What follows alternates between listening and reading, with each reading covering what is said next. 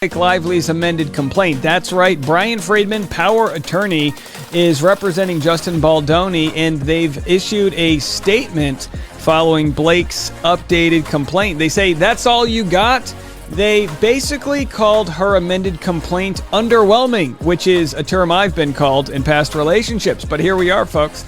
So let's get into it. He says, where's the evidence? Show me the evidence. And pretty much the same thing everyone else is saying, which is, yeah, but what do you got? You know, this is like playing poker with someone and they go, I've got a full house. And you're like, are you going to show me your cards? Well, I can't show you my cards. I don't want you guys to bully me, so I have to redact my cards. No, that's not how it works. You put your cards on the table. And they so far have not done that. So let's share what Bryan Freedman had to say.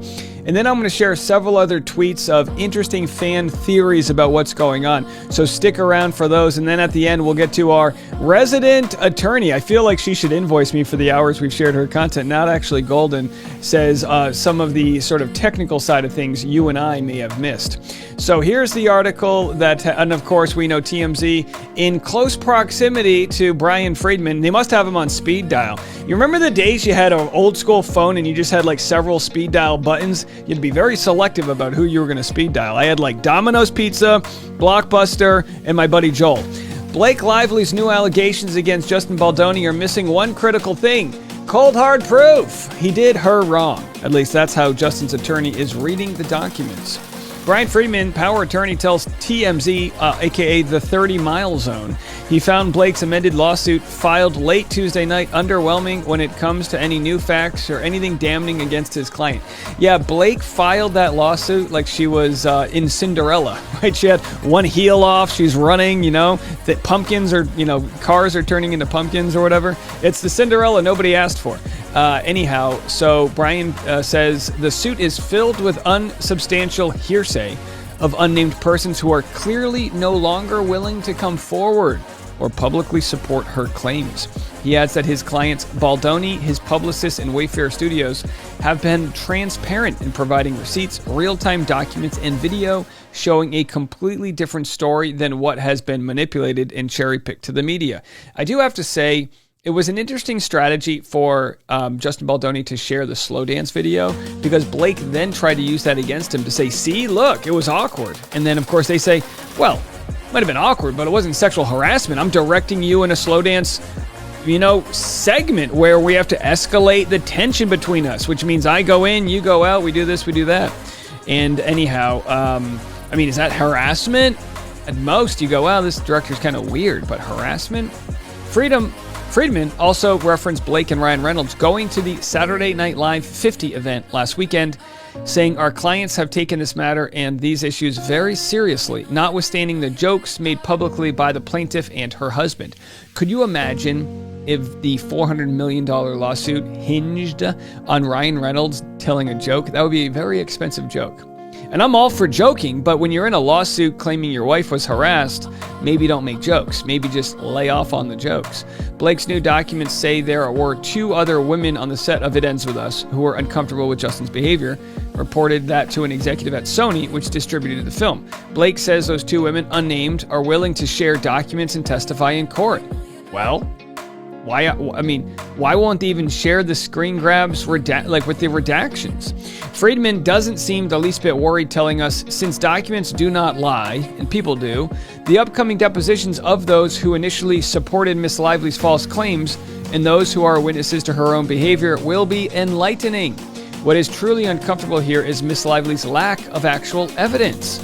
I tell you what, speaking of poker, Bryan Freedman plays a hell of a hand.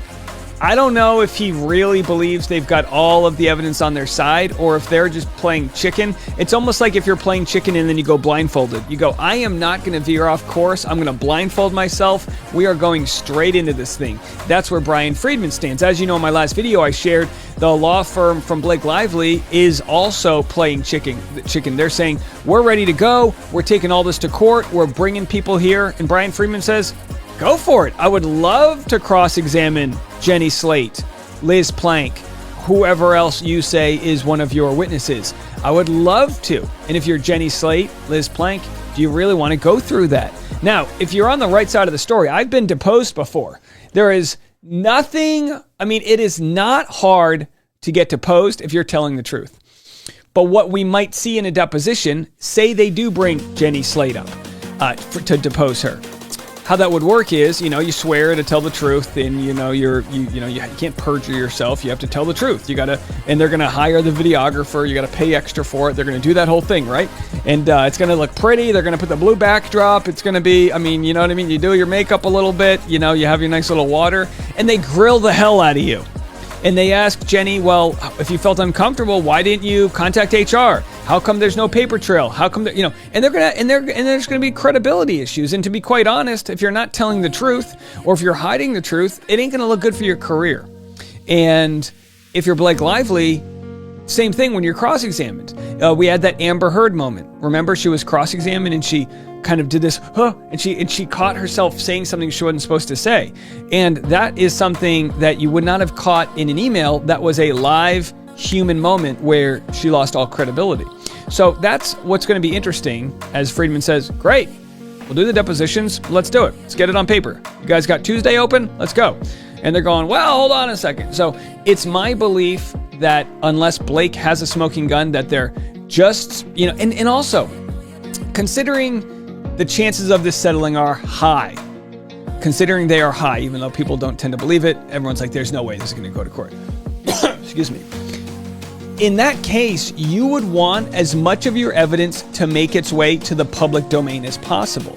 A lot of times, as I've noticed, when you're doing these back and forth tit for tats, complaints, responses, emails, they're going to go public. So you insert things that might not be admissible in court, but it's there to help your case in the public domain. We don't see that from Blake. Is she really willing to protect Jenny Slate, Liz Plank, and whoever else by redacting their information? Is she really willing to do that now? Why would she fall on the sword for them? And the truth is, she isn't. So either the texts don't exist, or she doesn't really have the full support of the people involved. And we're not even getting into the Taylor Swift aspect of it.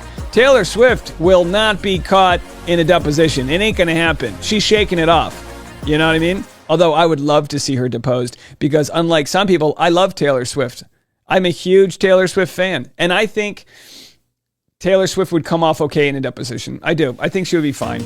But, there might be instances if you're deposed where you have to tell the truth. You might say, yeah, Blake told me this happened, or Blake told me that happened, and it doesn't help Blake out because you're not like a first person. You're just kind of saying, well, I got this information from Blake. So you're not necessarily throwing her under the bus, but you certainly wouldn't lie for her.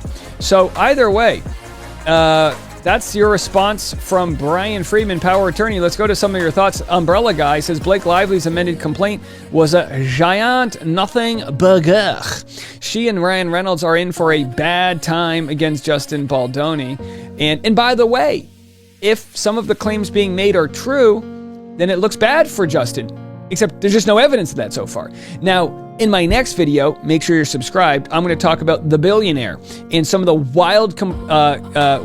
wild claims made against both him and their faith, which is leaving people in their faith community very upset. Leanne Newton said, so I finished reading the amended complaint. I noticed one big addition to Baldoni's amended complaint that Lively does not appear to have addressed. The metadata and allegations that she may have been colluding with the New York Times as early as Hallows Eve. No pushback on it at all that I could see. I was personally invested in her response to that. All right, so no pushback to the smear campaign she initiated against him, which again, considering he's suing her for defamation, she's going to have to answer to that. Here's an interesting response that was from a sort of side issue.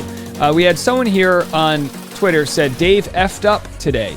He says only a couple thousand people watching Blake and Ryan dig their graves won't actually bury them.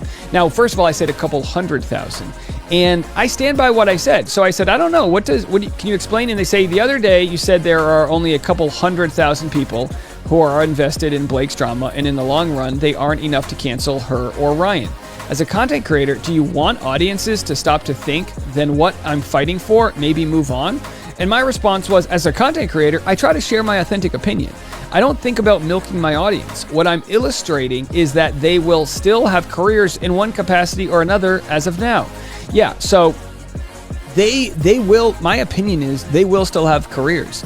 Ryan Reynolds is worth a lot of money, and I don't think Deadpool going from making $1.6 billion at the box office to $1.595 billion is going to dent things. They're still way above the profit margin, and as we've seen by Woody Allen movies or others, unless you have like a complete cancelable Harvey Weinstein type of character, they're going to still make films. You know, James Franco makes movies still. He's had some, I mean, maybe, I don't want to get sued. I don't know what his claims are against him. But my point is like, you know, there, I mean, Kevin Spacey's on his comeback tour. Armie Hammer. So, and I'm not endorsing any of these people. I'm just saying Ryan Reynolds will not be starting, in an OnlyFans account, to the chagrin of many housewives out there. Now, so they're going to be fine. And here's some advice for any content creators out there. Do not make content to try to please your audience. I might lose some of you by saying that. You follow my channel and like what I do because I try to be as authentic as possible. That doesn't mean audience capture. We see this play out a lot of times with people that feel like, all right, my audience is Team Baldoni, so I really gotta go in on Blake. No, I owe it to you to try to be fair. And as of right now, Blake doesn't bring the evidence. But if she has very simple evidence, some screen grabs to somebody that show that she was feeling harassed and claims that she can back up, if there's anyone else who had similar experiences and they brought them forward or whatever, if that exists and we see it, we have a different story to talk about. I don't expect that to come out because it hasn't come out yet. Now, I've had people say to me, Dave, what are you talking about? All the evidence is out there. You have to take a side. Well, it hasn't gone to trial yet. So while it might look bad for her, you know, it's the fourth quarter. The game's not over. If I had to put money on it, I would put money on this thing settling or Justin winning. But I wouldn't put money on Justin necessarily winning all of what he's suing for, you know, because I think proving defamation is going to be really hard. If she feels like she was harassed, can you prove that she did it maliciously? I mean, there's a lot of different things going on here. So I don't really know how it would turn out, but I don't see a scenario where like Blake just flat out wins this. But I think for both of them, settling would be a good option because you and I might not want this to settle. Trust me. I told you if you get me 100,000 subscribers, I'm going to New York to cover this trial, and I promise you I'll be there. With that said, this doesn't necessarily benefit Justin Baldoni. Like right now he's winning. So a simple settlement where they drop their charges and save $100 million and he gets a couple film deals out of it, that might be enough for him to not want to put his family through the torture of the depositions and screen grabs. Put it this way, and again, I don't believe this to be the case, but if Justin has any skeletons in his text message closet, he wants to settle this.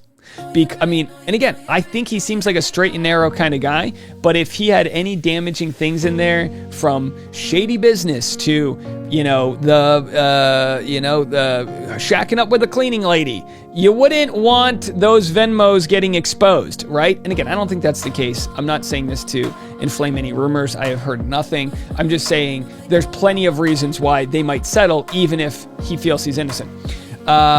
Citizen Journalist posted, I just bookmarked this from a thread because there are so many receipts that prove this is a lie. I don't know how they lie when there is so much proof of Lively saying she did everything in this movie, never once mentioning Baldoni. So here's the tweet. Is Blake Lively saying that Justin took credit for the film? No wonder the film buy credit was taken away from Justin Baldoni. Blake clearly felt like this was her film. The story Mr. Baldoni and Wayfarer parties have told since Miss Lively filed her opening complaint is completely at odds with their behavior in trying to produce and market the film. Before Miss Lively sued, Mr. Baldoni and the Wayfarer parties were perfectly happy to exploit Miss Lively's star power, as well as her access to A-list filmmakers, editors, and more. And notwithstanding their complaints today that Miss Lively supposedly seized control of Mr. Baldoni's film, that did not stop